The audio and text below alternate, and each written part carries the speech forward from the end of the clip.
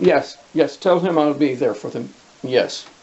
As soon as I'm finished speaking with these people. Yes, it will be before lunch. The life of a Persian administrator is quite busy, I'm afraid. But not so busy that I can't take time to spend with you.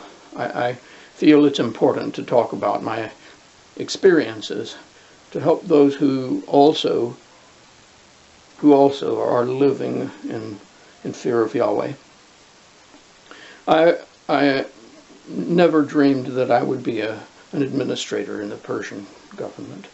In fact, there were times when I never dreamed that I would survive to this age. You see, I was only 15 years old when the Babylonians came and destroyed my hometown, my city where I had grown up and been educated, where my family lived, where everything that was important to me was located. The Babylonians destroyed the city, and they took many of us, dozens of us, young men from noble families. We thought they were going to take us outside the city walls and kill us for the entertainment of the troops, but in fact they started us on a long march. A march at first to the north and then gradually following the arc around the trade routes to the massive, immense city of Babylon. It was many days reaching our destination. Some died along the way, and again I thought perhaps that the goal of the Babylonians was to destroy us with this march. But we were brought into the city, and there I thought perhaps they would take us to an arena to put us to death before spectators. I was wrong again, fortunately. We were brought into a long, low building with a corridor flanked by many rooms. The guard pointed to a room, and I went in. He closed and bolted the door behind me. Inside the room there were 2 beds, a table and chair, and most importantly a pitcher of water and a plate of bread with a small fig cake. I was quite hungry, and for the first time I was able to sleep on an actual bed instead of lying in the dirt on my robe. I was awakened the next morning by a rattling of the bolt on the door, and looked up to see another young man being pushed into the room. Fortunately, a man that I recognized, a friend, no, more than that, really a relative. Daniel's great-grandfather was a cousin to my father's mother's sister-in-law. So we were, well, a family of some variety. Though I hadn't known him very well in Jerusalem, it was a delight to see him there in Babylon. At least I would have a companion. We spent the rest of the day talking with each other, locked in the room. The next morning we heard more sounds and thought perhaps there would be more prisoners, more captives being brought in. But in fact what was happening was the unbolting of all the doors along the corridor. When it grew silent, we cautiously opened the door and looked out to see everyone else doing the same thing. And there, 2 rooms down from us, were friends that we knew independently of one another, Hananiah and Azariah. It was a time of great rejoicing for us to have friends that we could share our time together with. They had been privy to some information.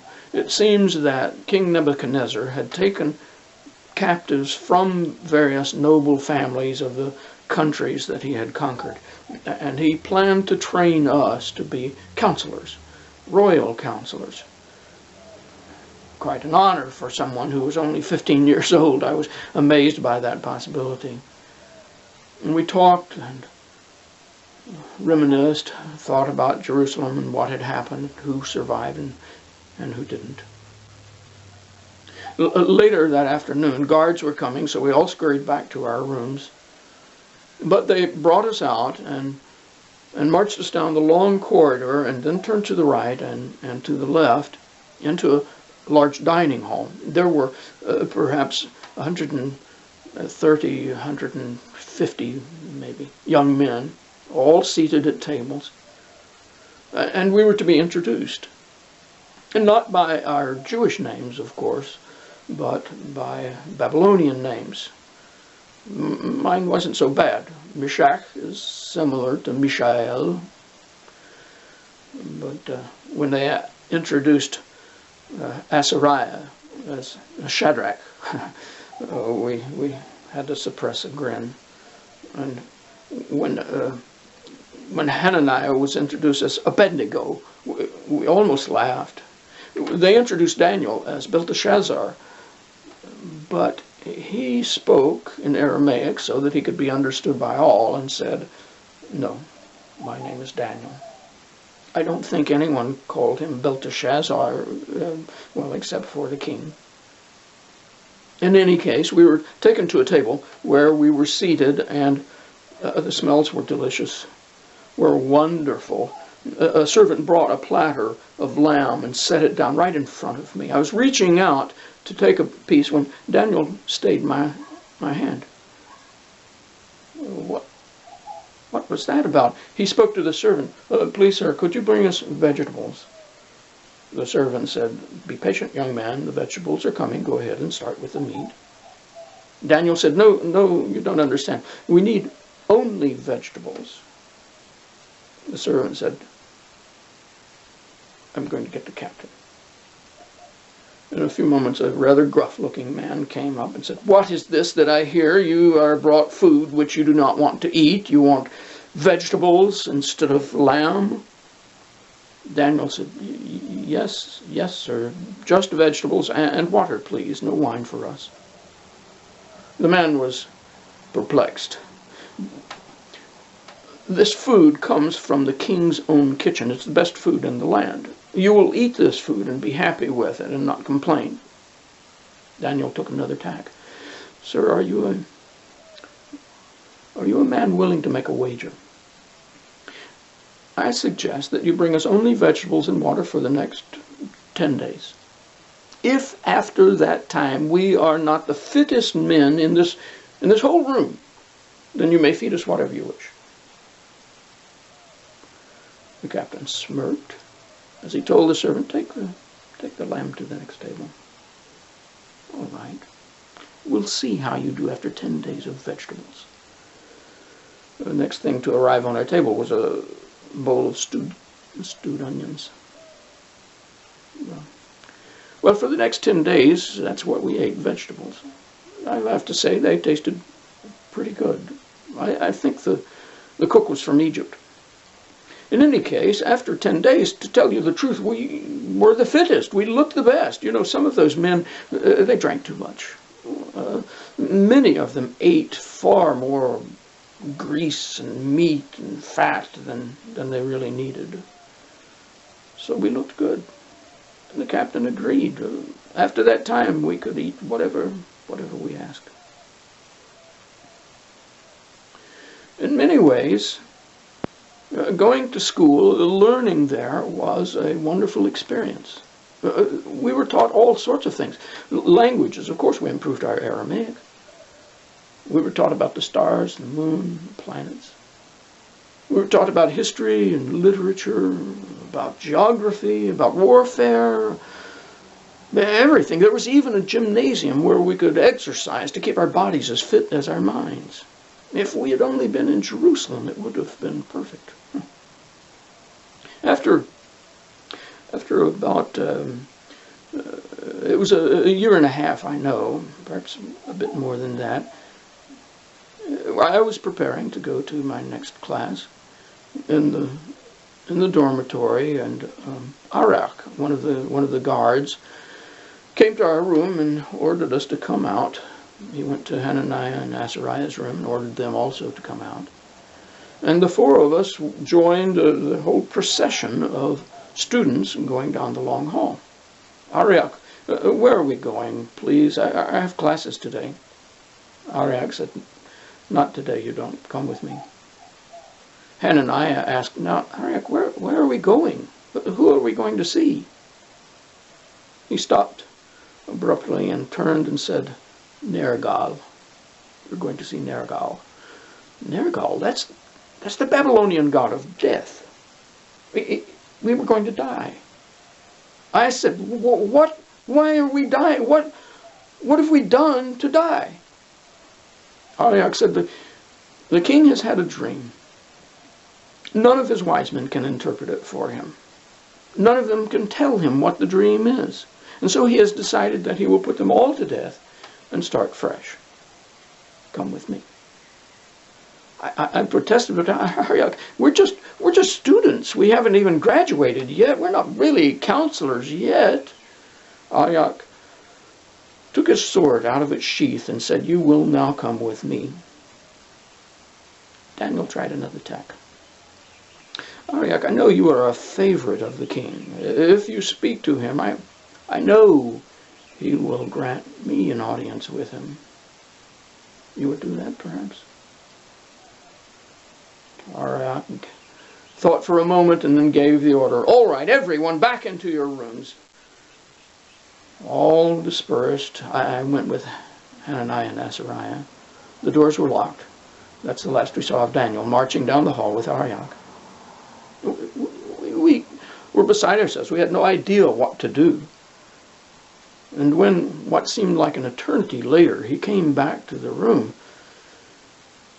he looked rather desperate. Friends, he said, you must help me. What are we going to do? Are we planning an escape? Is there a plot? No. You must help me to understand how to interpret the dream of the king. First, you must help me to know what the dream is. What? What? I said to him, what do you mean by that? We have been threatened with death. Now you're going to anger them so much that they'll torture us first. Daniel looked at me and said, who do you belong to? What? Who do I belong to? I belong to Nebuchadnezzar, I suppose. He's the one who's been feeding me all this time. He's the one who's provided my education. He's housed me. He's kept the sword from my throat. Daniel said, Mishael, have you not thought about your name? There is none like God. Oh, that's who you're talking about. The God of Israel, the God who was supposed to be protecting us, the God who had promised that Jerusalem would stand, that God that allowed the Babylonians to run it over, take it away, take us away, destroy everything we knew. You expect me to trust that God? Daniel said, Mishael, I want you to reflect for a moment. Was it our God who abandoned us? Or did we abandon our God? Well, I was angry. I sulked. I went to my bed and covered my head. They began to pray. And then, of course, after a bit, I joined them. We prayed all night. In the morning, when the guards unlocked the doors, I found that I'd gone to sleep on a table. Daniel was still asleep, and we roused him. It's time to go. At least they're going to give us a meal before we die. He said, no, just, I'll join you. I'll join you in a moment. We didn't know what to think. We went ahead towards the dining room, but soon Daniel came racing down the hallway and said to the guards, please, take me to the throne room. Now, the other two and I, we wanted to come along too, and the guard didn't prevent us. And so we went with Daniel into a building we had never entered before. It was the throne room of the king of Babylon, a magnificent, awe-inspiring building, quite a magnificent room. And Daniel and the guard, Arioch again, went up to King Nebuchadnezzar. The rest of us remained very cautiously near the door. Daniel said, if I may speak, Your Majesty, I am not able to tell you your dream, nor am I able to interpret it for you, because I am but a man. But the God whom I serve has revealed to me your dream and the meaning of it, which I will tell to you now." The room got so quiet, only the crickets were making a noise. By the time Daniel finished telling the dream and telling its meaning, all of us were down on our knees, even the king, and Daniel too, of course. The king was so impressed that he immediately elevated Daniel to a position of high authority. And Daniel gestured to us, his friends. He said, "My friends also." So that day we were graduated. No more exams. Immediately we were given positions of responsibility. We were distributed in different towns, of course. Mine was Susa. The others were assigned in other locations. I had been out of town for about 2 months, actually, working on some business. And when I returned to my town, Azariah and Hananiah were there also. They had come into town because the king was going to be coming to Susa. So I invited them to come to my house for a meal. I'm not sure where Daniel was at the time. Anyway, we were about to prepare to eat, and this terrible noise took place outside. I wondered what in the world is going on. So I rang the bell for the steward, and he came in crawling on his hands and knees. "Sir, please, you must bow down. Please, bow down." I said, Bow down to what?" The statue, sir. You haven't seen the statue?" And so I went to the window and looked out, and what? When in the world did he put that thing up? A huge golden statue.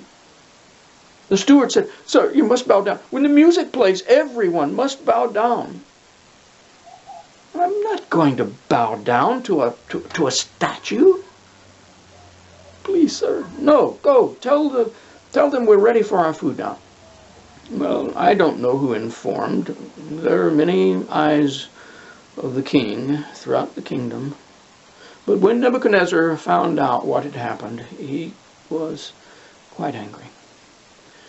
We were called into the headquarters there in Susa, where he resided. And he said, "You perhaps do not understand. Maybe while you were away you did not get the message. When the music plays, everyone will bow down to the statue that I have made." And he snapped his fingers, and music played, and everyone in the room went down on their knees except for the three of us. "Do you not understand?" he said. "The idol is set up for you to bow down to. I have promoted you. I've promoted you over my countrymen. I've promoted you over my own family. Will you not do as I command you? When the music plays, you will bow down." And he snapped his fingers, and again the music played, and everyone was down on their faces this time, except for the three of us. And I said, "Oh, my king, you have no reason to suspect us of any treachery. We are faithful servants of yours. But we will not bow down to any image, nor will we worship any god but Yahweh. Even if you are to punish us, we will not bow down. Even if our God does not rescue us from your hand, still we will not bow down to the image." He was so furious. He cried out, "Take them to the furnace, fire it up, hot, 7 times hotter than hot." I remember the guards who took us to the flames. As they threw us into the fire, they caught fire themselves. I remember seeing them burn, and then I realized we were not burning. We were not even singed. We were able to walk and talk with each other. In fact, there was a 4th man in that furnace with us. I don't know who he was, but I know who he belonged to.